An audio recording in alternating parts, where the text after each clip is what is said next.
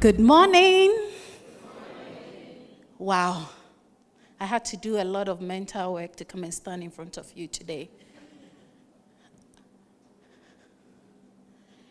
If years ago, somebody has told me I will be in education, I'll tell the person, lie, lie, lie, lie. Why? I hated school.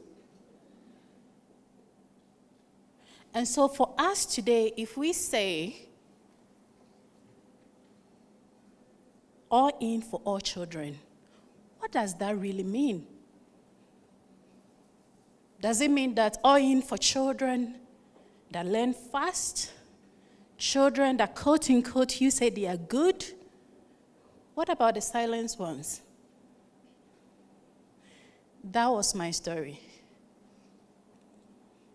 I sat in classrooms, changed schools, either for the reason of being disruptive or unserious, they cannot contain me. And it was all about, she's lazy. She can never amount to anything. The school is not for her. And it went on and it went on. I couldn't read. Therefore, I performed poor in all my academics. And in those times, no one,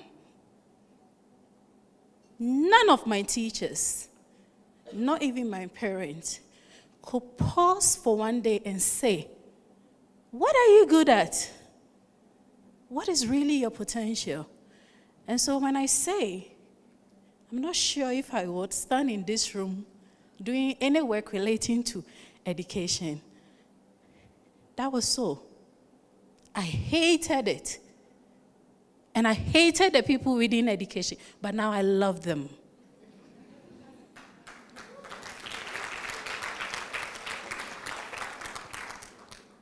At the age of 17, before I started picking words in books.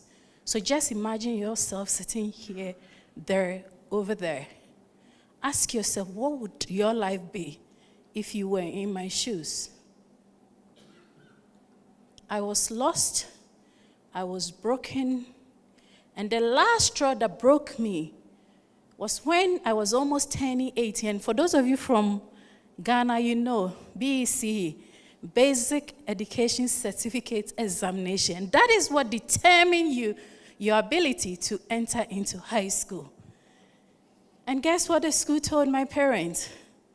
We unfortunately cannot register her as part of our candidate because she's going to bring our scores down. And at that age, you should be finishing high school. So my parents just wanted me to finish. And so they asked, what is the solution? And the solution was take her to a nearby village, beg a public school around, and maybe they will register her. And that is how I managed to finish junior high school at the straw when I was turning 18. And guess what? What do you think the test scores were? I failed. And so no high school would accept me. And it was all about, we said it, you're lazy, you don't pay attention in school. But one young person who probably thought all in for all children said, no, I'm hearing all the news that is going on. Tell your parents to take you to a culinary school. And I was like, why do you say that to me? And he said, because you always mobilize us when you're in vacation, and you cook for us all. And we love your food, and I think that is your talent. Guess what? This guy is 18 years, and I was just behind him. So tell your parents to take you to a culinary school. And that is how I survived. The first day my dad took me to this school, he said to the proprietress, I brought my daughter here, but you know what? Please allow her to pass through your school. I have no expectation, but I also don't want her to get pregnant if she stays at home. And he left me. So already painted the picture of what kind of a child is coming into the school. But what he didn't know was that was the ground that will mold me to be the woman I am today. I thrived in that school. It became like a miracle. I excelled. My mind started opening up. My reading started picking up. And I was good at my culinary skills. And that led me to work in hospitality industry for years. Later, to cut a long story short, I sat for the mature student entrance exams. I didn't give up. I did my bachelor's degree in hospitality management. I did my master's degree in hospitality management. And I work around the world in hotels. But here is the story and why I am standing here today. At the master's level, a lecturer who was working with me on my project just paused one day and said, "Rosa, are you dyslexic?" And I was like, "What a minute, what is that?" And he said, "I think you are dyslexic." So he handed me the International Dyslexia Association website and said, "Go check it out." That day, or that night, I didn't close the website. I was like, what the heck? Which website knows me so much? Who has told them about my story? And that came my understanding that some children learn differently. Some children, and many of them, the US says 1 in 5.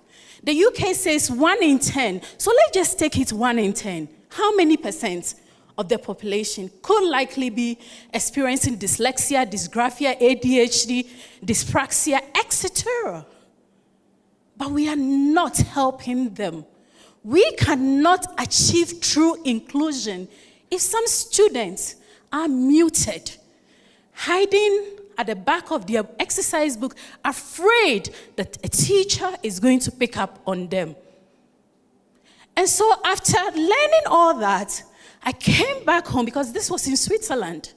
I came back home researching, and thankfully to the work I do in hospitality, I travel a lot. So every African country I go, I ask, what is dyslexia? What is your knowledge? I go into schools, I go into ministries. I sampled a lot of inclusive education policies and programs that some of us, we found here. But nothing was talking about those group of students. It was all about the physical challenges. And even when you are lucky and they have it in the policy, the implementation is lacking. So I decided to start the Africa Dyslexia Organization. Thank you. To create awareness, but not just awareness, also advocacy at the government's level, working with ministries of education, and using my story so that we can achieve all in for all children. We train teachers, we mentor our students, we partner with different organizations so that this group of students will not be forgotten, because there is so many potentials within every child, within everybody. But if we are not talking about it, if you are not revisiting the table, there will be children left behind. And this theme for the annual forum will not be achieved. So I charge you here today, as you go back into your schools, in your workplaces, in your foundations, think about this subject. When you're coming up with programs, especially the funders, programs that you invest in, please think about students that you are not reaching because you are very focused on what you want. In that way, we cannot achieve this, and we cannot also achieve the SDG Goal 4. If you're already doing it, I applaud you. But if you're not doing it, please, I'm looking for you to partner with me. I've left my career for the past 5 years just to be here doing this work, because I believe in it, because I am also the same girl that could have probably knocked him by your car and say, could you please give me some coins, please? And how many of them are there? Many. But through those people are also potentials, people who could do well more than I am today. Thank you very much.